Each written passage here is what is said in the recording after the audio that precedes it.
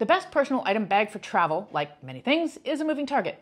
It depends on your trip, your travel style, personal preferences, and even the airlines you're flying with.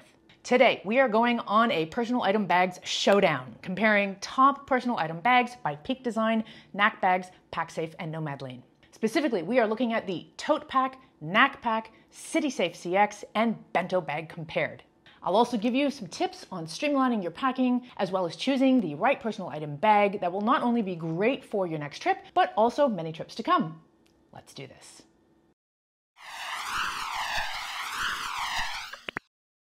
I was inspired to create this video for two reasons. One, because I just have this inherent love of travel gear and bags and luggage, and because I have tried so many and have accumulated quite a collection of personal item bags, this gives me a unique opportunity to put them all side by side for you and to compare the various features so that you can decide what will work best for you and what to look for when you're shopping for a personal item bag.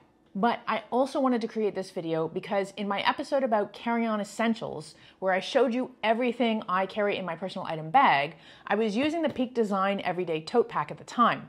And a lot of people commented that the bag looked absolutely massive, and they questioned how I managed to get it onto the airplane as a personal item. I think the bag looked larger because perhaps it was closer to the camera, which would have made it look disproportionately larger.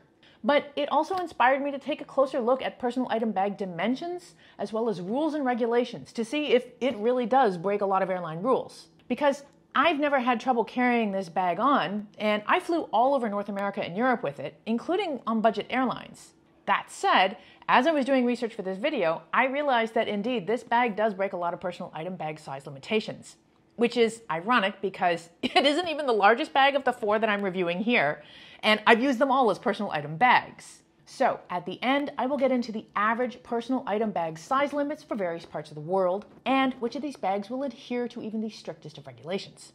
First, what is a personal item bag? It is a secondary bag that you can bring on board the airplane and store under the seat in front of you. Your personal item can be a purse, a laptop bag, a backpack, a duffel, a tote, or really any kind of small bag. Think of it as a bag rather than luggage. Your carry-on luggage is something else that is usually larger that you stow in the overhead bin above your seat. In most cases, you can bring on one piece of carry-on luggage and one personal item bag with you onto the airplane. However, it's really important to check the airline rules and regulations because a lot of airfares these days are stripped down such that you need to pay extra for all kinds of things, sometimes right down to personal item bags. Before I get into a breakdown of each of these four bags, there are a few extra things for you to consider when you're choosing a personal item bag.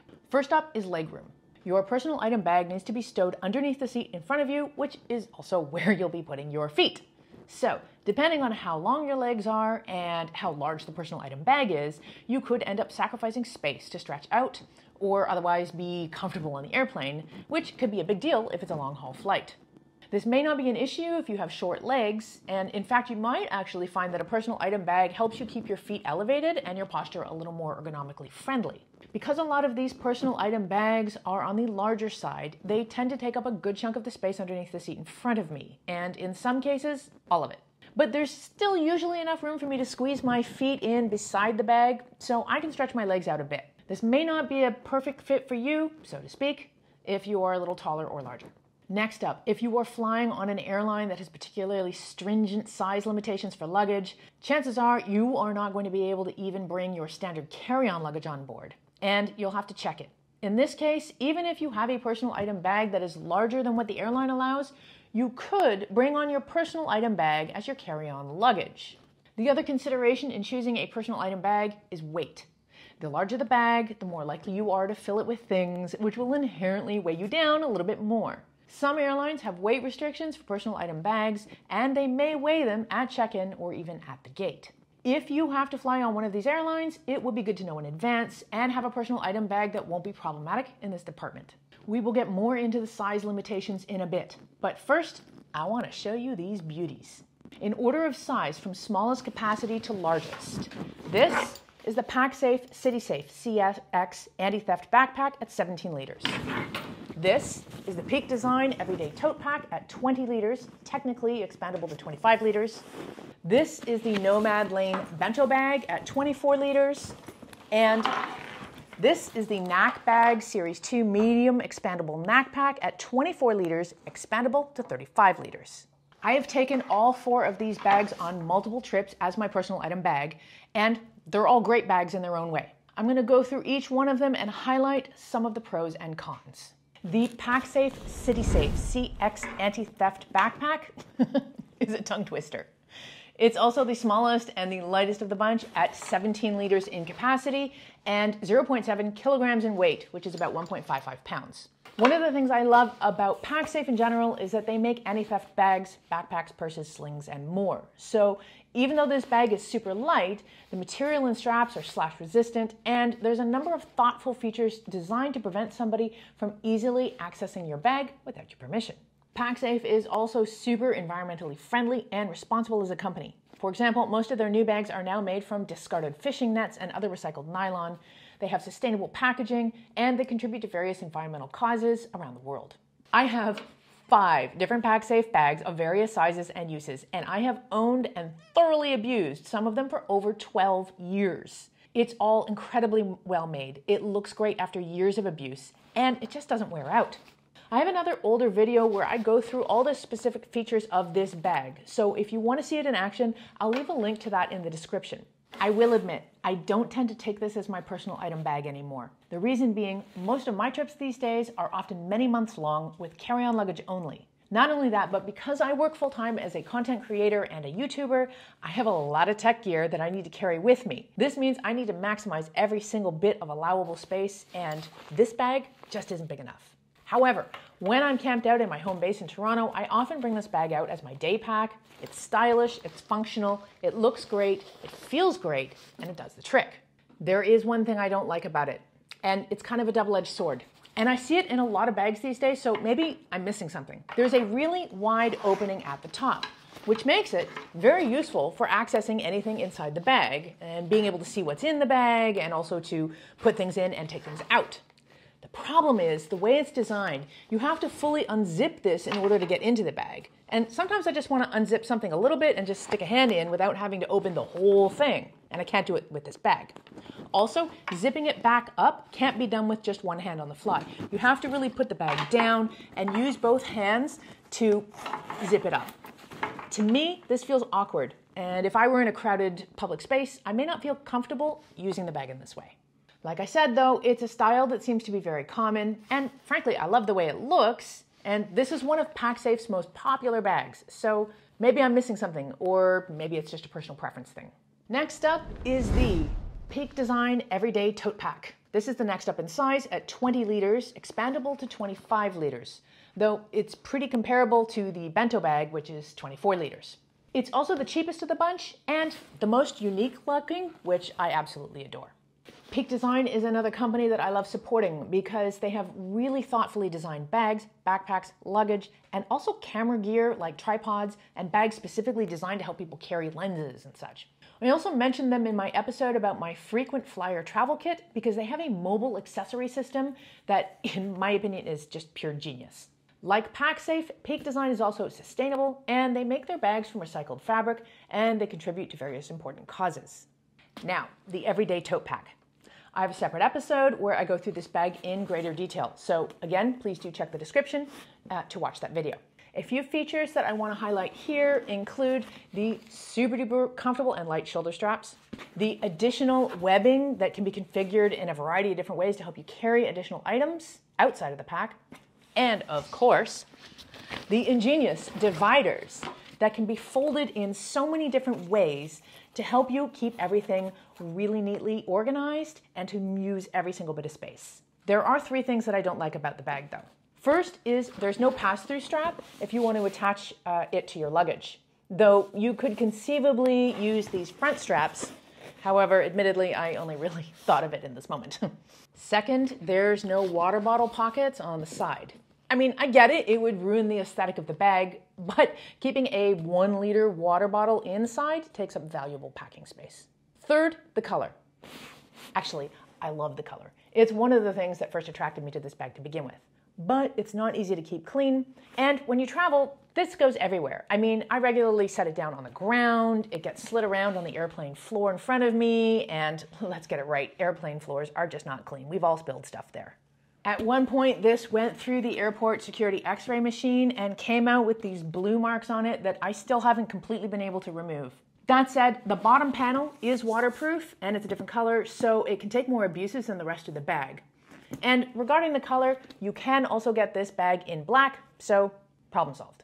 Next up is the Nomad Lane Bento Bag, which, as you can see, has a very different look from the rest of the bags that are primarily used as backpacks, though they all have handles or carry straps if you don't want to carry it on your back. The Bento Bag also has carry handles, but unlike all the others, it doesn't have backpack straps. Instead, it has this shoulder strap so that you can carry it on one shoulder or across the body.